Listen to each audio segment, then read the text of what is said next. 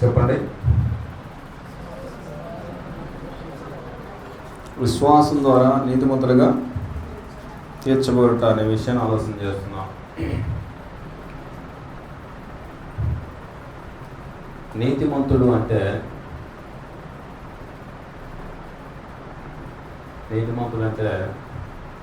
అర్థం ఏంటంటే ఒక్క పాపం లేనివాడు అన్నమాట.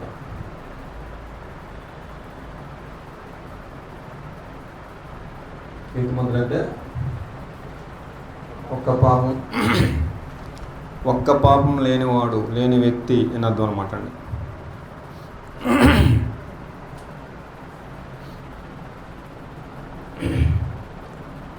దేవుడు మనల్ని ఏం చేస్తున్నాడంటే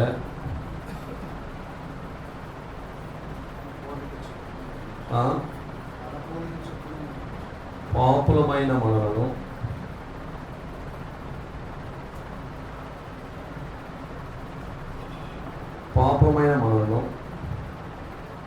ఒక్క పాపం లేని వారిగా తీర్చబోతున్నాడు. ఒక్క పాపం లేని వారిగా తీర్చబోతున్నాడు.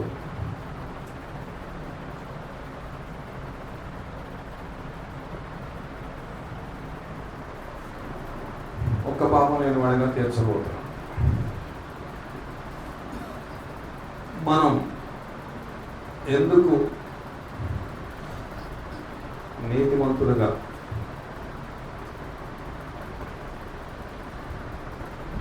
తీర్చబడాలి?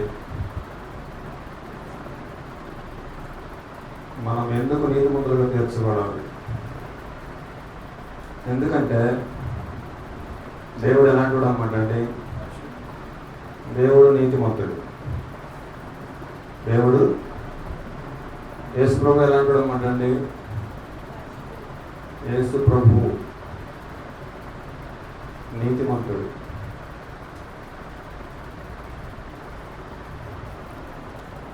దేవుడు నీతిమంతుడు, యేసు ప్రభు నీతిమంతుడు. రోమపత్రిక 3వ అధ్యాయం 26వ వచనం.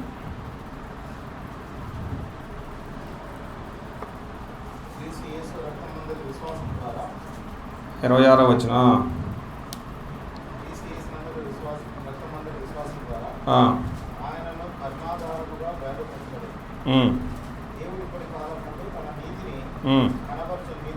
తన నీతిని కనపరచు నిమిత్తము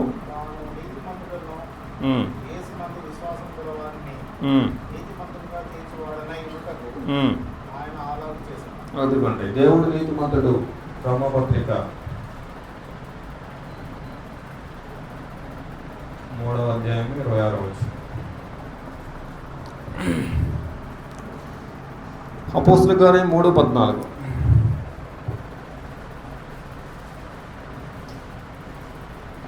అపోస్తలుల కార్యం 3.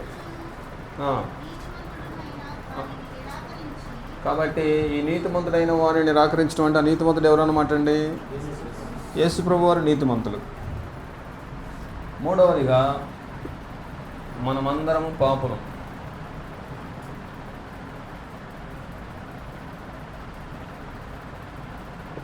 రోమపత్రిక 3వ అధ్యాయం 23వ వచనం. ఏ భేదము లేదు, అందరూ పాపం చేసి, అదండి పరిస్థితి. ఏ భేదం లేదు, అందరం పాపం చేశాం, దేవుడి గురించి మహిమను పొందలేకపోవచ్చు. దేవుడు నీతిమంతుడు,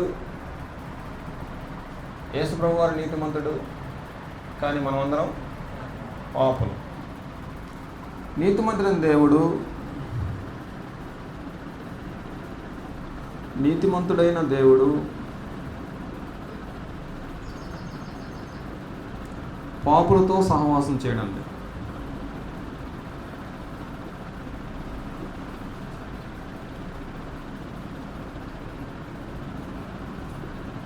9:31 యోహాను సువార్త.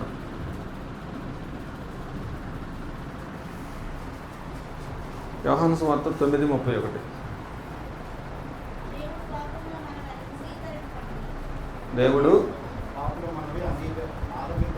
దేవుడు పాపుల మనవి ఆలకింపడు.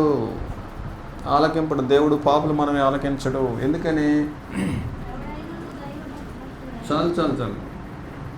దేవుడు పాపులు మనమే ఆలకించడు. ఎందుకంటే దేవుడు పాపులతో సహవాసం చేయడు కాబట్టి. యెషయా గ్రంథం 59, యెషయా గ్రంథం 59 1-2 వచనాలు. రక్షింపనేరక ఉన్నట్లు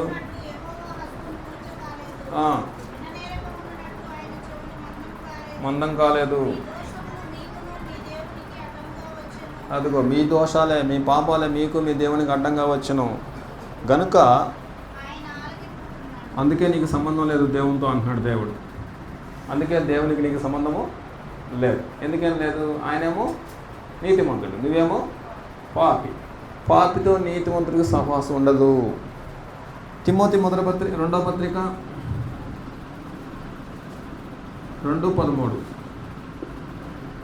చదవనా? సూర్యవనా? తిమోతి 2వ పత్రిక 2:13 మనము నమ్మదగని వారమైనను ఆయన నమ్మదగిన వాడు కనుక తన స్వభావానికి విరోధంగా అంటే అర్థం ఏందనమాట అండి? ఆయన నీతిమంతుడు కాబట్టి పాపులతో సహవాసము చేయడు. ఆయన నీతిమంతుడు కాబట్టి పాపులతో సహవాసము చేయలేడు. ఆయన స్వభావానికి వ్యతిరేకంగా ఏమి చేయడు అనమాట.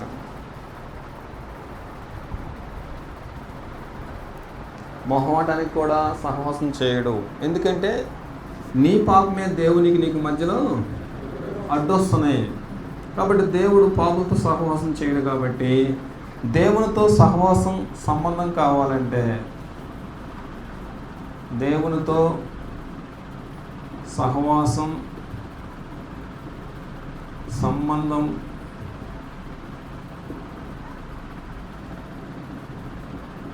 కావాలంటే నీతిమంతులుగా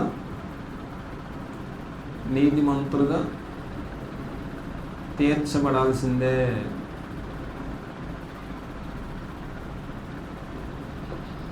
అందుకు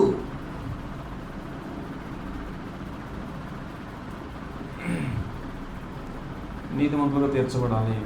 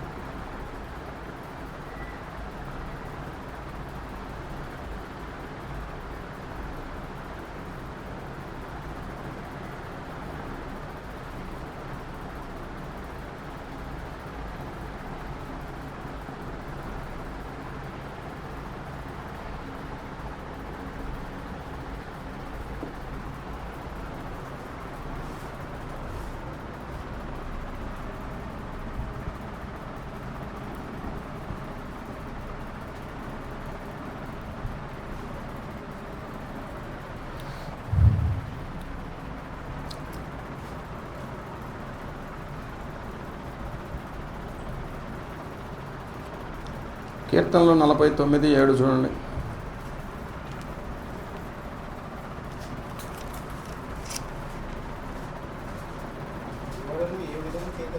ఎవడను ఏ విధము చేతనైనను అదిగోండి. కీర్తనలు 49:7 ఎవడను ఏ విధము చేతను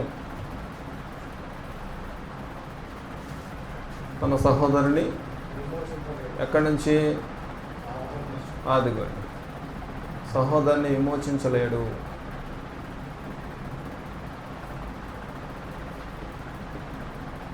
ఓకే, మనంతరకు మనం బయటపడతామా? మనంతటా మనం విమోచించబడతామా? విమోచించబడలేము.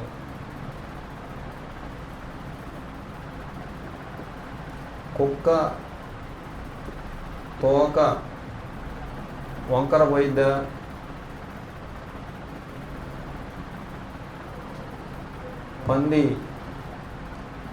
పంది తన నలుపు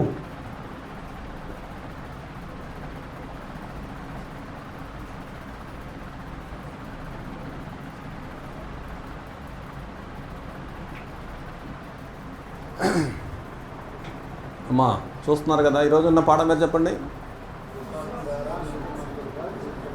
విశ్వాసం ద్వారా నీతిమంతులుగా తీర్చబట్టు అనే విషయాన్ని చూస్తున్నాం మనం. చివరిగా ఇది 8వ పాఠం. నీతిమంతుడు అంటే అర్థమైందనమాట, ఒక్క పాపం లేనివాడు. కాబట్టి పాపమైన మనలను దేవుడు ఒక్క పాపం లేనివాడుగా తీర్చబోతున్నాడు. పాపంతో ఉన్న మనలను ఒక్క పాపం లేనివాడుగా తీర్చబోతున్నాడు. ఎందుకు మనం నీతిమంతులుగా తీర్చబడాలి అని అడిగితే, దేవుడు ఎలాంటి వాడు అంటండి? యేసుప్రభువు వారు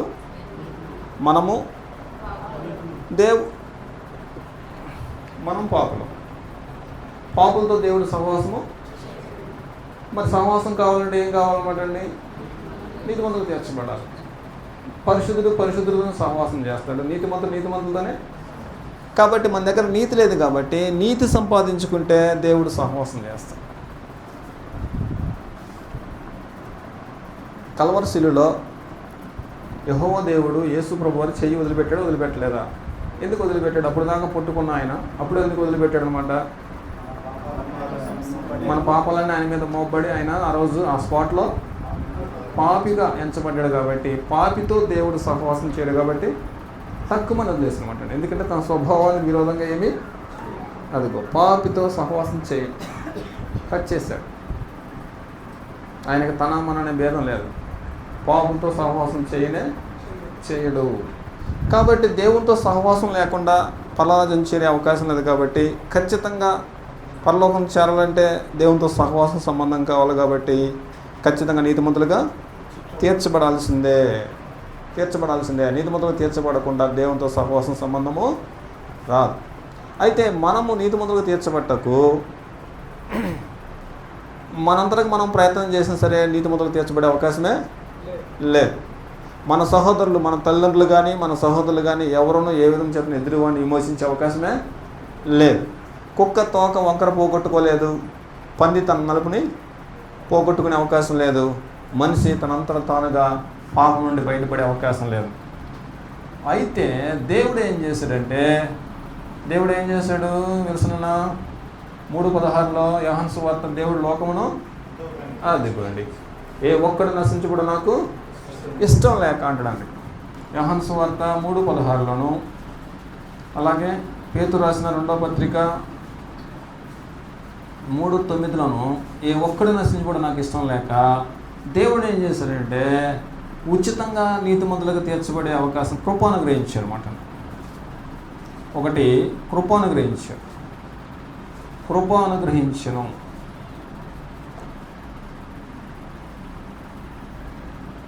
రోమపత్రిక 3వ అధ్యాయము 24వ వచనం చూడండి ఏం చెప్తాడు.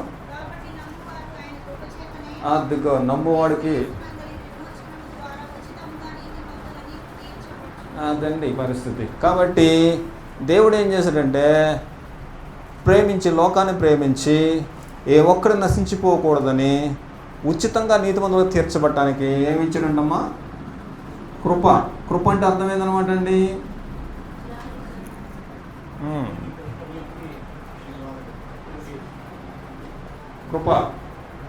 కృప అంటే అర్థం ఏంటంటే యోగ్యత లేని వారికి యోగ్యత కల్పించటం, లేని వారిని యోగ్యులుగా తీర్చటం, అర్హత లేని వారికి అర్హులుగా ఎంచటం అన్నమాట. నేను ముందే చెప్పాను, పంది తన నలుపును పోగొట్టుకోలేదు ఎంత ప్రయత్నం చేసినా, కుక్క తోక వంకర పోదు మనిషి తన పాపంలో తనగా బయటపడే అవకాశమే, ప్రపంచం అంతా ఏకమైనా సరే మనుషులు పాపాలు పోగొట్టుకోలేడు. కాబట్టి దేవుడే ఏం చేశాడంటే కృప అనుగ్రహించాడు. దేవుడు లోకాన్ని ప్రేమించి ఏ ఒక్కడు నాశనం కాకూడదనే ఉద్దేశంతో కృప అనుగ్రహించాడు. కృప అంటే అర్థం ఏంటంటే యోగ్యత లేని వారికి యోగ్యత కల్పించటం, అర్హత లేని వారిని ఎలాగనమాట అండి, విశ్వాసం ద్వారా. ఎలాగనమాట అండి, నువ్వు విశ్వాసం ద్వారా యోగ్యత లేని వారికి యోగ్యత కల్పించటం, అర్హత లేని వారికి అర్హత కల్పించటం. ఏం చేశాడంటే ఫస్ట్ కృప అనుగ్రహించాడు. రెండోది తన కుమారుని బలిగా అర్పించాడు అనమాట అండి. తన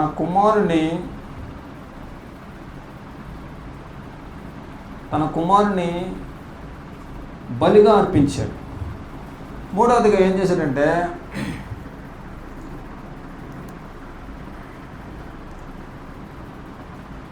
ఓరమ చేత పాపాలు మొత్తం జ్ఞాపకం చేసుకొని చెప్పాడండి.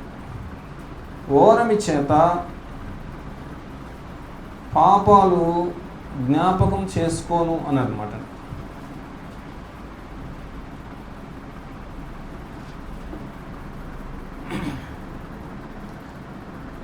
అదండి పరిస్థితి. ఇది దేవుడు చేసినటువంటి ప్రజల కొరకు, పాపులైన ప్రజల కొరకు దేవుడు చేసిన అద్భుతమైన అవకాశం. రెండవదిగా యేసుప్రభు వారు ఏం చేశాడంటే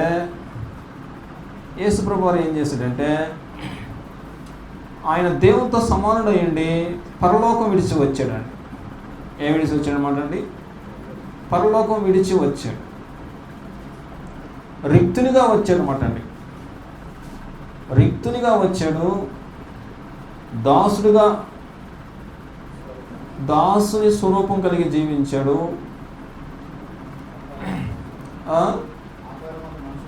మనుషునిగా కనపడి దాసుని స్వరూపం ధరించుకున్నాడు.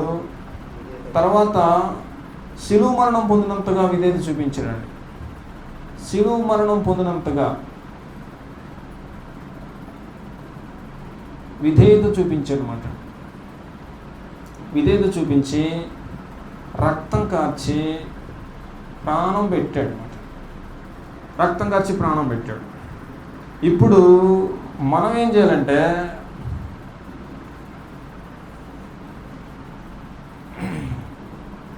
యేసు రక్తమే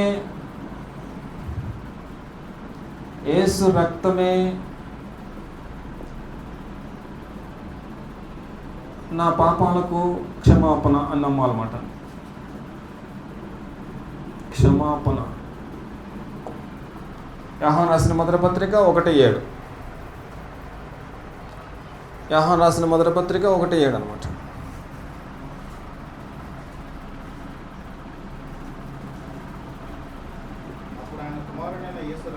యేసు రక్తము అది నువ్వు గుడ్డిగా నమ్మాలి అంతేక. యేసు రక్తమే నా పాపాలకు మందు. మరి ఎక్కడ కూడా పాపాలకు మందు లేనే లేదు. యేసు నామంలోనే రక్షణ నమ్మాలన్నమాట. యేసు నామంలోని రక్షణ. అపోస్తలుల కార్యము 4:12.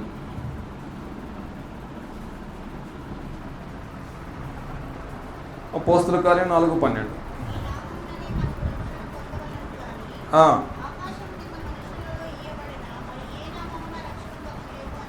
అదండి పరిస్థితి.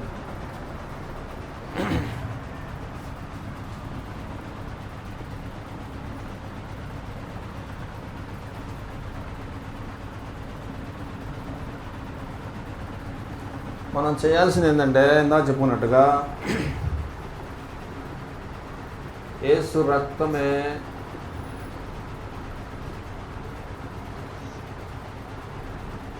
పాపక్షమాపణ.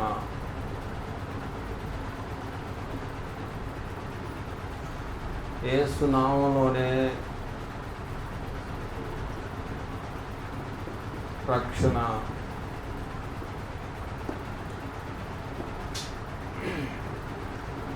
నా విమోచనకు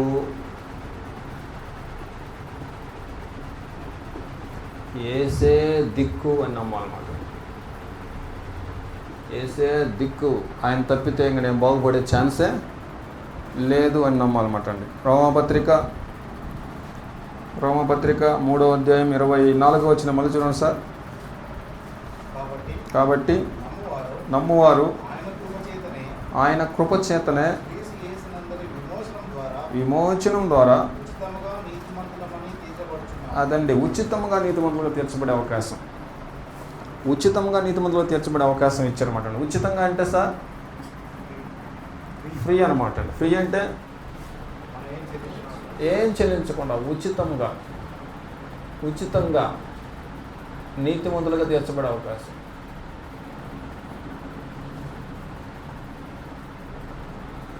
ఉచితంగా నీతిమంతులుగా తీర్చబడే అవకాశం ఎలాగనమాట అండి? విశ్వాసం ద్వారా. దీనికి ఏమైనా డబ్బులు చెల్లించాలన్నా దీనికి డబ్బులు చెల్లించాల్సిన పనే లేదనమాట. కేవలం నేను పాపిని, మనందరం ఎవరు అనమాటమ్మా? పాపిని నేను చచ్చిపోతే అడిగిపోతానమాట అండి, నరకానికి వెళ్ళిపోతాను. కాబట్టి యుగయుగాలు నాశనం కాకుండా ఉండడానికి నా దేవుడు తన కుమారుని బలి చేశాడు. యేసుప్రభు వారు తన రక్తాన్ని గర్చి ప్రాణం పెట్టి నా కోసం రక్షణ సిద్ధం చేశాడు అని నువ్వు నమ్మితే ఉచితంగా నీతిమంతులుగా తీర్చబడే అవకాశం ఏర్పాటు చేసి పెట్టాడు. దీనికోసం నువ్వు ఏం డబ్బులు చెల్లించాల్సిన పని లేదు. నువ్వు నమ్మి బాప్తిసం పొందినవాడు, అదండి పరిస్థితి. యేసు రక్తమే నాకు పాప క్షమాపణ. చూడండి 25వ వచనం చూడండి సార్. అక్కడే రోమపత్రిక 3:25 పూర్వం చేయబడిన పాపములను ఉపేక్షించినందున తన నీతిని కనపరచవలనని క్రీస్తు యేసు రక్తమునందలి అంటే అర్థం ఏందనమాట అండి? యేసు రక్తం తప్పితే నా పాపాలు పోగొట్టే మందే అదిగో యేసు రక్తంలో విశ్వాసం ఉంచాలంట.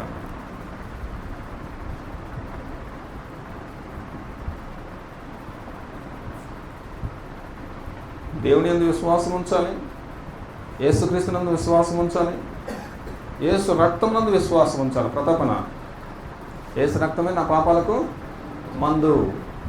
కొన్ని రోగాలకు ఆ మందు అయితేనే, ఇప్పుడు ఉపశమన రోగం ఉంది, సూర్యమన్న ఏ మందు వేసుకోవాలి? శాప మందు వేసుకోవాల్సింది తప్పదు కదా. కామెల రోగం వచ్చింది, ఏం చేయాలన్నమాట అండి?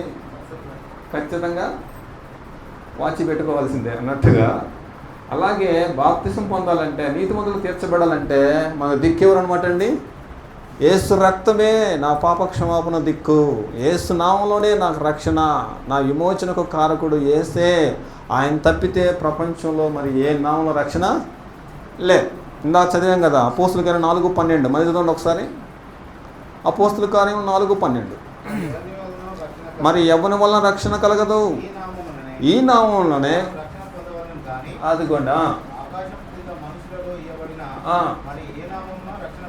అదండి ప్రపంచంలో మరి ఏ నామంలో రక్షణ పొందాలి? నువ్వు ఏ కులానికి సంబంధించిన వాడవైనా సరే, నువ్వు ఏ కులంలో పుట్టినవాడమైనా సరే, నువ్వు బాప్తిసం పొందకుండా, రక్షణ పొందకుండా, విమోచన పొందకుండా పరలోకం చేరే అవకాశం లేదు. కాబట్టి నీకు దిక్కు ఎవరంటే ప్రభు అయిన యేసుక్రీస్తు ఒక్కడే నీ దిక్కు. ఈ నామంలో రక్షణ పొందాలి, మరి ఏ నామంలో రక్షణ పొందే అవకాశం లేదు. మరి ఎవరు నమ్మినా సరే ఒక్క పాపం కూడా పోయే అవకాశం లేదు. యేసు రక్తము ప్రతి పాపం నుండి మనం పవిత్రులుగా, అదండి పరిస్థితి. ఈ విధంగా విశ్వసించి బాప్తిసం తీసుకుంటే రూపాయి కట్టకుండా దేవుడు ఉచితంగా నీతిమంతులుగా తీర్చుతాం. ఉచితంగా నీతిమంతులుగా తీర్చుతున్నమాట అండి. ఉచితంగా నీతిమంతులుగా తీర్చుచున్నాడు. ఇటు చూడండి, ఓటుగా వెళ్ళి చెల్లించాల్సిన పని లేదండి. ఎందుకంటే ఎవరు చెల్లించాలన్నా మన కోసం? యేసే చెల్లించాడు, యేసే వెల చెల్లించాడు. మనం వెల చెల్లించాల్సిన పని లేదు. నీతిమంతులు తీర్చబడటం అంటే అర్థమైందనమాట. నీతిమంతుడు అంటే ఒక్క పాపం లేనివాడుగా తీరుస్తాడు.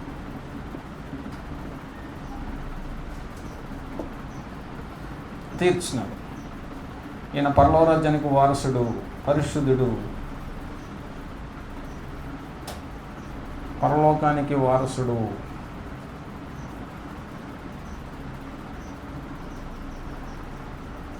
ఎంచుతారు. నువ్వు ఎప్పుడైతే బాప్తిసం తీసుకున్నావో, రత్నబాబు అన్నారు, మనలో ఇటు చూడండి ఒకసారి, రోజుకి ఎన్ని పాపాలు చేస్తాం మనం? రోజుకి ఎన్ని పాపాలు చేస్తామన్నా రత్నబాబు అన్న?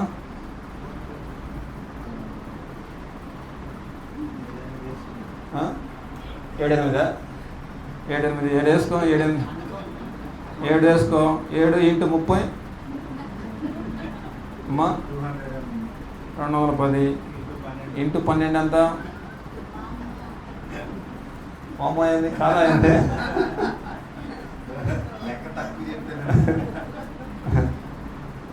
ఇంటి 12 ఎంత? 25,000, 2,500, 25,000 వేసుకో. అప్పుడు ఇంటూ ఎన్ని సంవత్సరాల పద్మా నీకు? 36. ఇంటూ 36 వేసాయి మొత్తం. అప్పుడు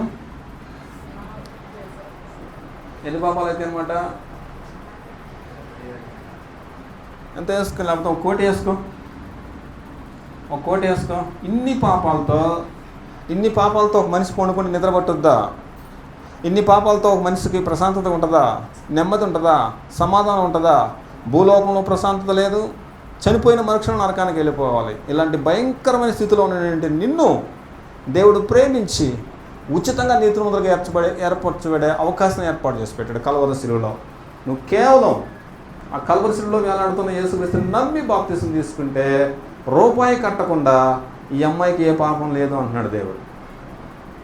నమ్మి బాప్తిసం పొందినవాడు అసలు నీళ్ళలో మునిగి లేచిన వెంటనే సాతాను ఏమంటుందంటే, ఈ అమ్మాయి ఇప్పుడు దాకా పాపం చేసింది, 1,00,000 కోటి పాపాలు ఉన్నాయి అమ్మాయి నెత్తి మీద అంటే, నాకు ఏ పాపం కనపట్టలేదు అంటాడు.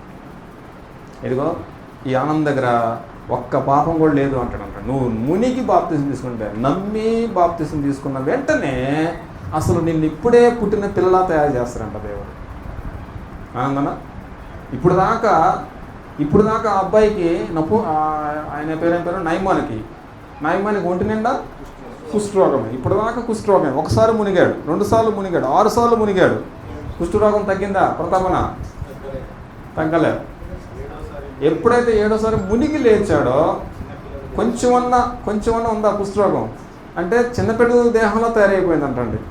మునిగి లేచిన వెంటనే పూర్తి స్వస్థత కలిగినట్లుగానే నువ్వు నమ్మి బాప్తిసం తీసుకుంటే పూర్తిగా నీతిమంతులుగా తీరుస్తున్నావు. అసలు ఒక్క పాపం కనకుండా అసలు పాపమే లేదంటే దేవుడు తీరుస్తాడు. ఒక్క పాపం, కొన్ని కోటి పాపాలు ఉన్నా సరే నీ హృదయాన్ని దేవుడు పరిశుద్ధంగా తయారు చేస్తాడు. ఇప్పుడు దాకా ఎలా ఉందన్నమాట అండి హృదయం? ఇప్పుడు దాకా భయంకరంగా ఉంది. స్వస్థత కొంచెమైనను లేదు. అరికాలం ఉన్నంత వరకు భయంకరంగా ఉంది. కానీ ఎప్పుడైతే నువ్వు బాప్తిసం తీసుకున్నావో ఒక్క పాపం లేని నీతిమంతులుగా తీరుస్తున్నాడు. ఇది ఎలా వచ్చిందనమాట మనకు? ఉచితంగా యేసుక్రీస్తు రక్తమందుల విశ్వాసం చేత, యేసుక్రీస్తు నామమందుల విశ్వాసం చేత, కల్వరి శిలువలో యేసుప్రభువు చేసిన త్యాగమందుల విశ్వాసం చేత నమ్మి బాప్తిసం పొందితే ఉచితంగా నీతిమంతులుగా తీర్చబడే అవకాశం ఇచ్చాడు.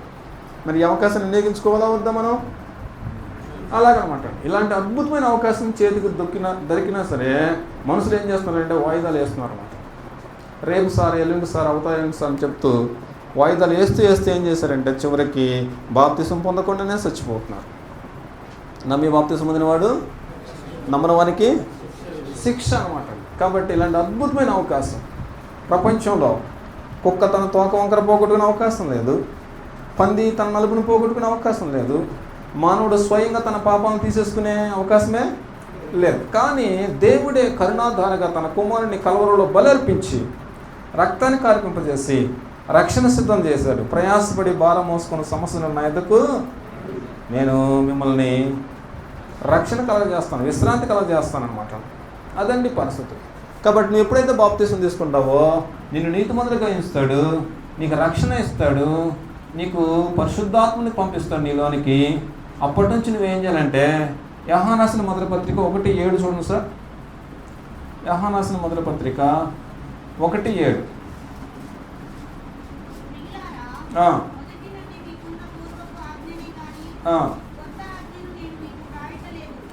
యోహాను రాసిన మొదటి పత్రిక 1:7. అయితే మనము వెలుగులో నడిచిన ఎడల అదిగోండి అంటే వెలుగులో నడవటం అంటే అర్థం ఏందనమాట అండి? ఆయన ఆజ్ఞల ప్రకారంగా జీవించటం. యేసు రక్తము అదండి పరిస్థితి. ఇంకా బాప్తిసం తీసుకున్నప్పటి నుంచి ఆయనతో సహవాసం తెక్కకుండా కాపాడుకోవాలంట. అన్యోన్య సహవాసం అంటే అర్థం ఏందనమాట అండి? తీయపెట్టని సహవాసం అనమాట అండి. తీయపెట్టని సహవాసం అంటే ఇంకా లేస్తే ఆయన ధ్యానం, లేస్తే ఆయన ప్రార్థన, లేస్తే ఆయన ఆరాధన, లేస్తే ఆయనతో కలిసి తిరగడం. కొంతమంది ఏం చేస్తున్నారంటే స్నేహితులు ఉదయం లేచినప్పటి నుంచి నిద్రపోయేంత వరకు ఎప్పుడు లేస్తే అప్పుడు వాళ్ళు కలిసి తిరుగుతూ ఉంటారు అన్నమాట. ఏంట్రా మీరేందో అసలు తీయపెట్టకుండా సహవాసం చేస్తున్నారు, ఏమన్నా ఏంది మీ ఇద్దరు కలిసి అలా తిరుగుతున్నారు అంటుంటారు కొంతమంది. అలాగే దేవునితో సహవాసం కలిగి ఉంటే నీ అరికాల మొలకున్న నెత్తి వరకు కూడా పాపం అంటకుండా బతకగలిగితే, దేవునితో సహవాసం కలిగితే, ఆరాధనతో సహవాసం కలిగి ఉంటే, దేవుణ్ణి ప్రార్థనలో, ఆరాధనలో, వాక్య ధ్యానంలో,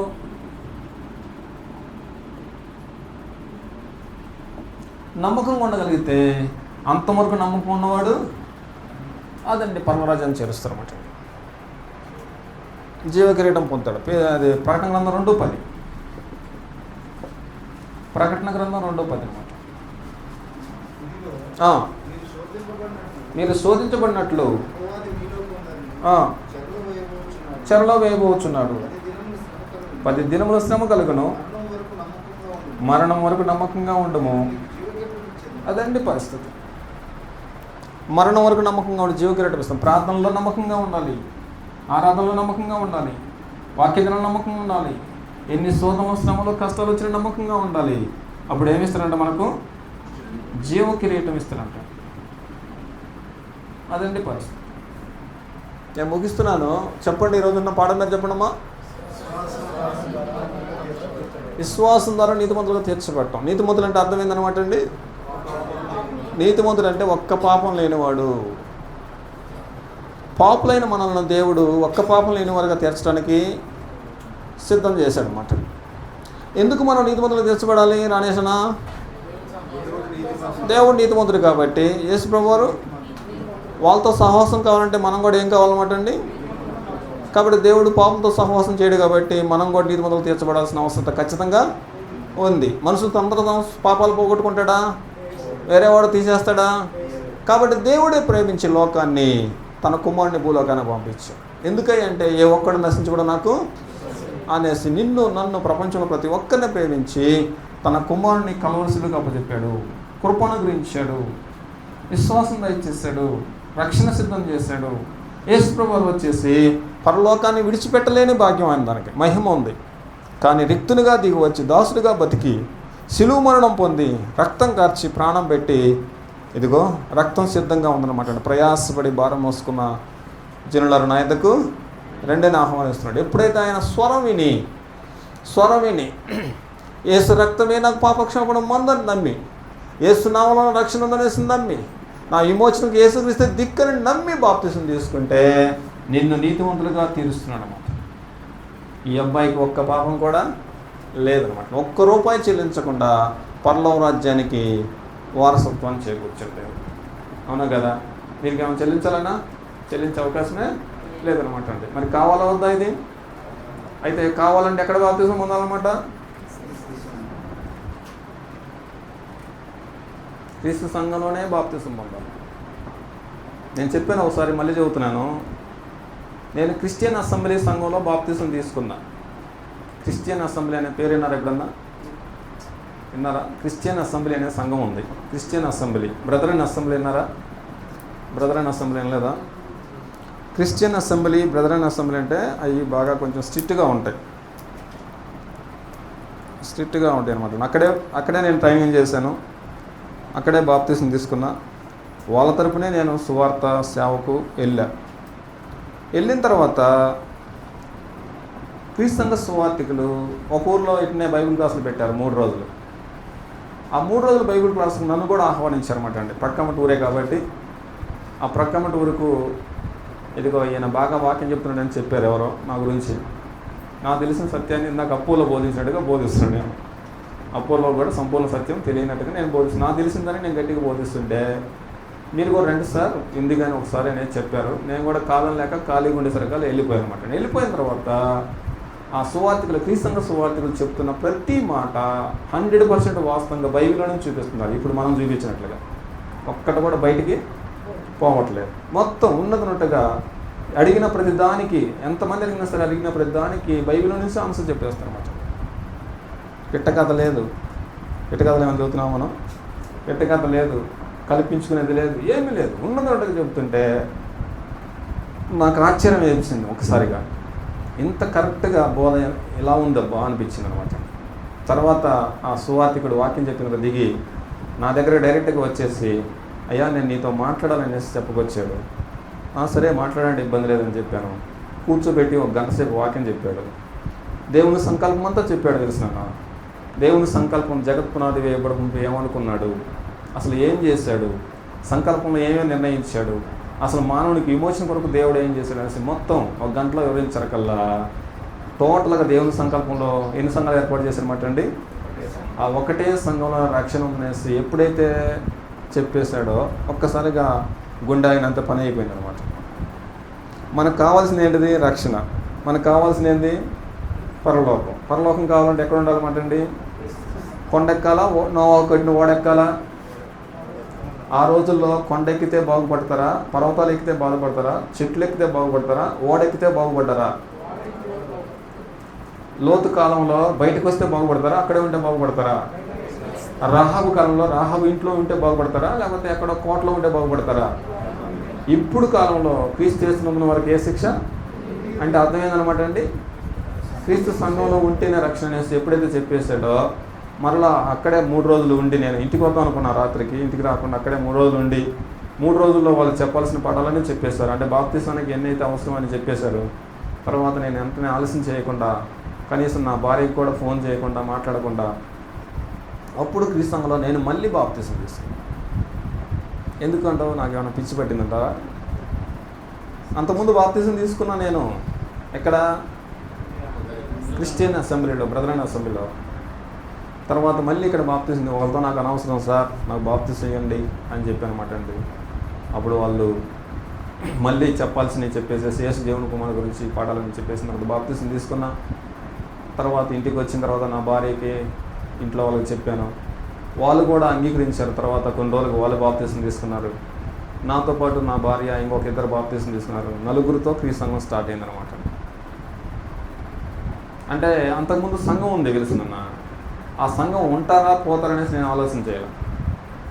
ఎందుకని అంతకుముందు ఆల్రెడీ సంఘం ఉంది, ఉంటారా పోతారా అనేసి నేను పట్టించుకోవాలన్నమాట. ఎందుకంటే ముందు మనకి ఉండాలి కదా రక్షణ. ఇప్పుడు మనకు లేనిది ఇంక వాళ్ళకంటే వస్తుంది. వాళ్ళు ఉంటే ఉంటారు, పోతే పోతారనే ఉద్దేశంతో నేను మళ్ళీ బాప్తిసం తీసుకున్నా. అప్పటి నుంచి నేను, నా భార్య, ఇంకా 2తో ఆరాధన స్టార్ట్ చేసాం. చిన్నగా వాక్యాలు వివరిస్తుంటే ఒకళ్ళు యాడ్ అయ్యారు. ఇప్పుడు దాదాపు 78 మంది సంఘం తయారయ్యారు అక్కడ. ఇలా కొనసాగుతున్నాం. అది పరిస్థితి. కాబట్టి క్రీస్తు చేసిన వారికి ఏ శిక్ష? బాప్తిసం పొందాలంటే ఏ సంఘంలో బాప్తిసం పొందాలన్నమాట. కాబట్టి పెంతెకోస్తు సంఘాల్లో, క్రిస్టియన్ అసెంబ్లీ సంఘాల్లో, బ్రదరన్ అసెంబ్లీలో సంఘాలలో బాప్తిసం తీసుకున్న వాళ్ళు ఇక్కడ సభ్యులకు కొనసాగవచ్చా, కొనసాగించకూడదా? అసలు రక్షణ ఉంటుందా? రక్షణ లేదు, పాపక్షమాపణ లేదు, ఏనా సూర్యమన అదే పరిస్థితి. కాబట్టి దేవుడు ఒక్కడే, దేవుడు కట్టిన సంఘం కూడా ఒక్కటే. ఆ సంఘమే క్రీస్తు సంఘము. ఆ సంఘం కొరకే క్రీస్తు దిగి వచ్చాడు. ఆ సంఘం కొరకే క్రీస్తు పునాది అయిపోయాడు, మూలరాయి అయిపోయాడు, రక్తం కార్చాడు, ప్రాణం పెట్టాడు. ఆ సంఘం కోసం టోటల్గా త్యాగం చేసింది ఎవరు అనమాట? క్రీస్తు. అందుకే ఆ సంఘానికి క్రీస్తు సంఘం అనేసి దేవుడే పేరుని నిర్ణయించాడు. దేవుడు పేరు నిర్ణయించిన తర్వాత ఇంకా మనం పేరు మార్చడానికి లేదన్నట్టు. కాబట్టి ఇప్పుడు బాప్తిసం పొందాలంటే ఖచ్చితంగా ఏ సంఘంలో బాప్తిసం పొందాలన్నమాట? క్రీస్తు సంఘంలోనే బాప్తిసం పొందామా? మరి మనం క్రీస్తు సంఘంలోనే బాప్తిసం పొందామా? చెల్లి ఏం పేరమ్మా నీ పేరు? నీ పేరే కెజియా. క్రీస్తు సంఘంలోనే బాప్తిసం పొందామా? పద్మ అవును సార్. ఏమ్మా పెద్దమ్మ, క్రీస్తు సంఘంలోనే బాప్తీసం పొందామా? క్రీస్తు సంఘంలో బాప్తీసం పొందితే అంతకన్నా అదృష్టం లేదు. క్రీస్తు సంఘంలో బాప్తీసం పొందిన వాళ్ళు కూడా ఇందాక మనం ఆలోచన చేశాం కదా, ఇన్ని సంగతులన్నీ తెలిసిన తర్వాతనే బాప్తీసం పొందాలి. లేఖనానుసారంగా యేసు దేవుని కుమారుడు నమ్మి బాప్తీసం పొందాలి. ఆ విధంగా నమ్మి బాప్తీసం పొందినవాడు రక్షించబడతాడు, నీతిమంతులుగా ఎంచబడతాడు. ఆ నీతిమంతుడే పరలోకరాజ్యం చేస్తారనమాట. అది పరిస్థితి. కాబట్టి ఇందులో ఏమైనా డౌట్ ఉంటే అడగవచ్చు. ఇప్పుడు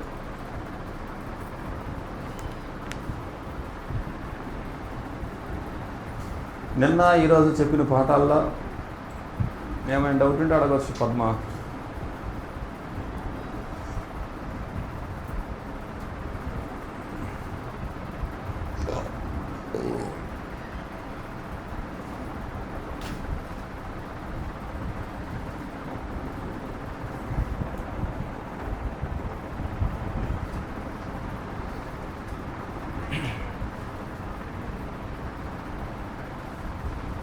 ఏనా రత్నబాబు అన్న ఏమైనా డౌట్ ఉందా? ప్రతాపన ఏం లేదా?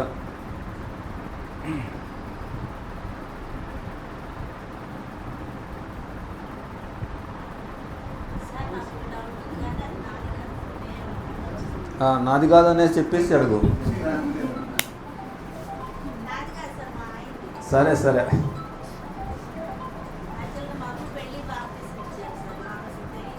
మీ ఇద్దరుగా రైట్ రైట్.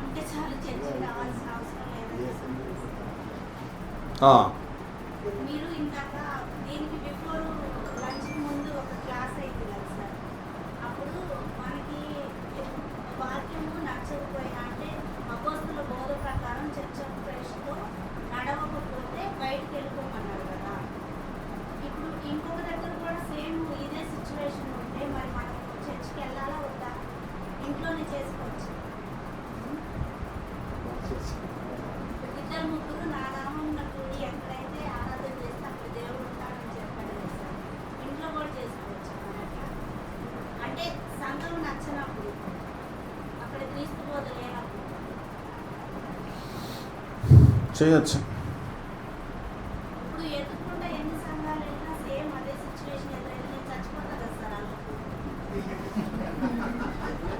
అంతేగా మరి. కరెక్ట్గా నువ్వు మాట్లాడింది. ఒకటేంటంటే పద్మ, నువ్వు అడిగిన ప్రశ్న మంచిది. బాప్తిజం తీసుకుంటే ఖచ్చితంగా అపోస్తుల గారి 2:42 ప్రకారంగా, అపోస్తుల గారి 2:42 చదవమ్మా.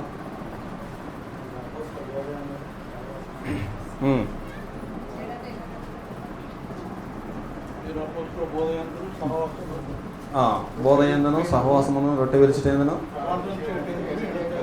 అంటే ఖచ్చితంగా సంఘంతో కలిసి ఆరాధన చేయాలి. సంఘంతో కలిసి ఆరాధన చేయాలి ఖచ్చితంగా. ఇది దేవుని యొక్క ఆజ్ఞ. హెబ్రీ పత్రిక 10వ అధ్యాయం 25వ వచనం. ఎట్టి పరిస్థితుల్లో ఆదివారం పూట మానకూడదు. బాప్తిసం తీసుకున్న ప్రతి స్త్రీ, ప్రతి పురుషుడు ఖచ్చితంగా సమాజంగా కూడాల్సిందే. అయితే కూడే సమాజం ఫస్ట్లో బాగానే ఉంది. తర్వాత ఏం జరిగిందంటే ఏదో లోభాలకు లోబడి అపోస్తుల బోధ మార్చేసి సిస్టమ్ అంతా మార్చేశారు. ఇదే అయిపోయారు. 1-2-3 సార్లు కుటుంబం అంతా కలిసి హెచ్చరించారు. సువార్తికుడు హెచ్చరించారు, సంఘానికి హెచ్చరించారు. వారు వినలేదు. ఇక్కడుంటే నాకు కూడా రక్షణ ఉండదు, దక్కదు అనిపిస్తూ ఉంది. అలాంటి పరిస్థితుల్లో అపోస్తుల బోధ కరెక్ట్గా ఎక్కడైతే ఉందో అది కొంచెం దూరం అయినా సరే దాని దగ్గర చేరడం మంచిది. వీళ్ళు మారకపోతే, వీళ్ళు మారేటట్లుగా ఉంటే మాత్రం అందులోనే కొనసాగచ్చు. లేకపోతే మాత్రం దూరంగా ఉన్నా సరే అక్కడికి జాయిన్ అవ్వచ్చు. ఎక్కడ దూరంగా లేదనుకోండి, ఇంట్లోనే కరెక్ట్గా లేఖనానుసారంగా భార్యాభర్తలు కుటుంబం అంతా కలిసి ఆరాధన చేయొచ్చు. ఎందుకంటే ముందు మనము మన రక్షణ కాపాడుకోవాలి, రక్షణ కొనసాగించాలి. అదనమాట పరిస్థితి.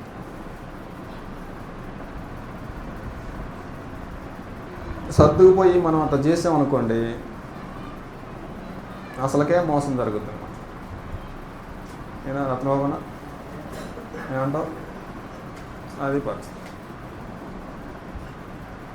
ఆనందం ఏం చేయాలి చెప్పండి.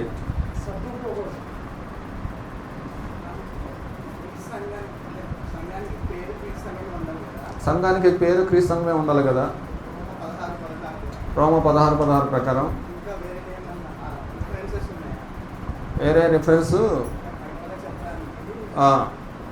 ఇంకా ఆ రిఫరెన్స్ కాకుండా వేరే రిఫరెన్స్ ఏమన్నా ఉన్నాయంటావా? ఎఫ్ఎస్సి, అదే ఎఫ్ఎస్సి 1:20 నుంచి 22 వరకు, కొలస్సా 1:18, ఎఫ్ఎస్సి పత్రిక 5వ అధ్యాయము 22వ వచనం.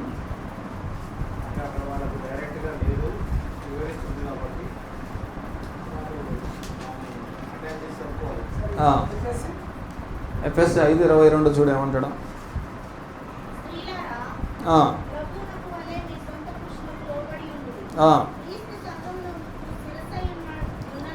చాలమ్మా, అక్కడ క్రీస్తు ఏమైనా సంఘానికి శిరస్సు. క్రీస్తు సంఘానికి శిరస్సు. ఇదిగో ఇది సంఘం. ఇదేంటంట? ఇది సంఘం. సంఘానికి శిరస్సు ఎవరంట? క్రీస్తు. అప్పుడు ఇదేమైంది అనమాట అండి? క్రీస్తును సంఘానికి శిరస్సుగా నియమించింది ఎవరు? ఈయన సర్వాధికారి అయిన దేవుడు.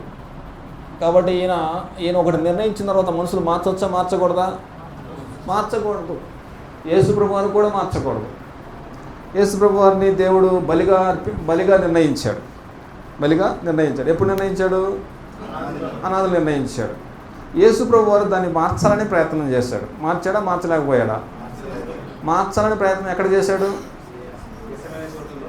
గెత్సెమనే తోటలో తండ్రి నీ చిత్తమైతే దిగిన 5 నుంచి. అదిగోండి, దేవుని సంకల్పాన్ని యేసుప్రభు వారు కూడా మార్చలేడు. దేవుడు మార్చడు. నేను చెప్పాను దాని గురించి ఒకసారి. దేవుని సంకల్పాన్ని దేవుడు మార్చడు, మరి ఎవరు మార్చలేరు. కాబట్టి దేవుడే సంఘానికి శిరస్సుగా క్రీస్తు నియమించాడు. ఇది క్రీస్తు శరీరము. క్రీస్తు, ఇంకా వేరే పేరే లేదు. అలాగనమాట. క్రీస్తు సంఘమునకు శిరస్సయ్యలాగన పురుషుడు తన భార్యకి శిరస్సై ఉన్నాడు. కాబట్టి స్త్రీలు ప్రతి విషయంలో భర్తకు లోబడి ఉండాలి అన్నాడు. ప్రతి విషయంలో భర్తకు లోబడి. సంఘము ప్రతి విషయంలో క్రీస్తుకు లోబడి ఉండాలి. సంఘం ఎవరు భార్య అనమాట అండి? క్రీస్తు భార్య. ప్రతి విషయం అన్నమాట. సంఘం తీసుకున్న ప్రతి నిర్ణయము అదనమాట. వాక్యం ఉంటే చేయాలి. వాక్యం ఉంటే చేయాలి. మా ఫ్రెండ్ ఒక ఆయన ఉన్నాడు, ఆయన ట్రైనింగ్ చేసి నాతో పాటు. ఆయన ఏం చెప్తాడంటే, రత్నవన సార్ క్రిస్మస్ పండుగ చేద్దాం సార్ అంటారంట వాళ్ళు. అందరు చేస్తున్నారు సార్, మనం కూడా చేద్దాం, కుర్రోళ్ళు కొంచెం ఊగుతున్నారు సార్ అంటే, నాకు ఒట్టి మాటలు వద్దు, బైబిల్లో ఎక్కడైనా ఉందేమో చెప్పు, నేను కూడా వచ్చి చేస్తా, లేకపోతే చేయను అంటాడు. సార్ మా అమ్మ చనిపోయింది కదా సార్, దినం చేద్దాం సార్. అందరూ చేసుకున్నారు సార్, దినం చేయకపోతే మరి బాగోదు, బైబిల్లో ఉంటే నేను చేస్తా, లేకపోతే చేయను. ఇదే డైలాగ్ అన్నమాట అండి. ఆ సువార్తికుడు మాట్లాడే మాట ఏంటంటే, కాంప్రమైజ్ అవ్వడు. నా వయసే, మా ఫ్రెండే, నాతో పాటు ట్రైనింగ్ చేసిన కుర్రాడు ఇప్పటికి ఉన్నాడు. బైబిల్లో ఉంటే చేస్తా, బైబిల్ లేకపోతే నేను చేయను. మీ ఇష్టం, అది చూపించండి. ఇదిగో పలానా వచనంలో ఇలా చేశారు సార్, మనం కూడా చేద్దామంటే నో ప్రాబ్లం, నాకు వచ్చే ఇబ్బంది లేదు. బైబిల్లో లేకపోయింది అనుకోండి, నేను చేయను. చేసుకుంటారో అది మీ ఇష్టం. ఇదే డైలాగ్. కాబట్టి ఒక సువార్తికుడు ఇదే మాట మీద నిలబడాలి. లేఖనాల్లో ఉంటే చేయాలి. సభ్యుడు కూడా అలాగే ఉండాలన్నమాట. లేఖనాల్లో ఉంటే చేయాలి, లేఖనాలు లేకపోతే లేఖనాలకు వేరుగా. అందాకన్నాడు చూసావా, ఈ బోధ ఎందు నిలిచి ఉండక ముందుకు కొనసాగు ప్రతివాడు వాడు దేవుడిని అంగీకరింపని వాడు అన్నాడు అన్నమాట. ముందుకు కొనసాగకూడదు, కొంచెం కూడా ఎక్స్ట్రా చేయడానికి లేదు. అతని ఉద్దేశం ఏంటంటే, ఉంటే ఉంటారు, పోతే పోతారు, నాకు అనవసరం. 2-3 ఉన్నా చాలు నా దగ్గర. 100 మంది 200 మంది అవసరం లేదు. ప్రతాప్ అన్న, నా మాట అర్థమైందా? మీరు ఉంటారా పోతారా నాకు అనవసరం. బైబిల్లో ఉంటే చెప్పండి, చేద్దాం. లేకపోతే నా దగ్గర రామాకండి. స్టార్ కడదాం సార్, తీసురా బైబిల్లో వచనం చూపించు. అమ్మాయి పుష్పవతి ఫంక్షన్ అయింది సార్, మరి పుష్పవతి అయింది కదా, మరి ఫంక్షన్ ఉంటే తీసురా అంటారు. ఇదే డైలాగ్ అన్నమాట, వేరే డైలాగే మాట్లాడడం. బైబిల్లో ఏ వచనం ఉంది, పలానా వచనం చూపించండి, నోరు మూసుకొని వస్తాను, నేను వచ్చేసి ప్రార్థన పెడతాను మీ దగ్గర. ఏం సమాధానం? అదనమాట పరిస్థితి. కాంప్రమైజ్ అవ్వకూడదు. రక్షణ కావాలంటే సీరియస్గా ఉండాల్సిందే. ఉండక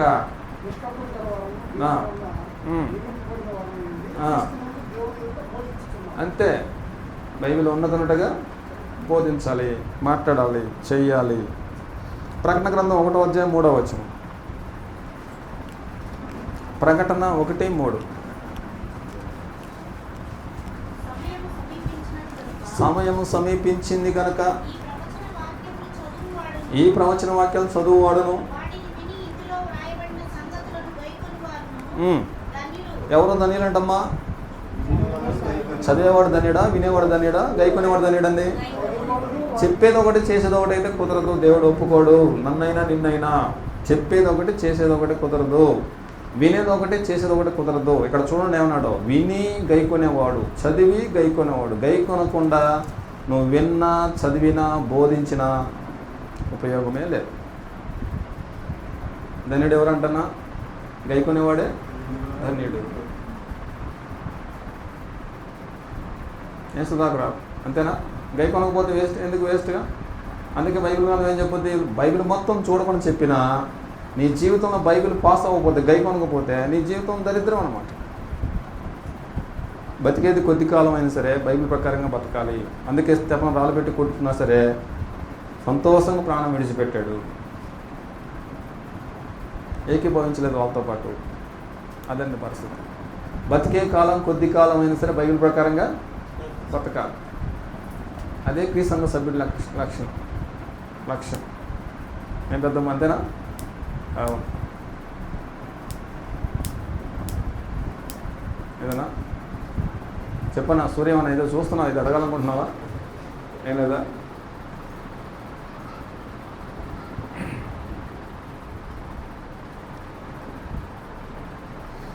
చెప్పండి.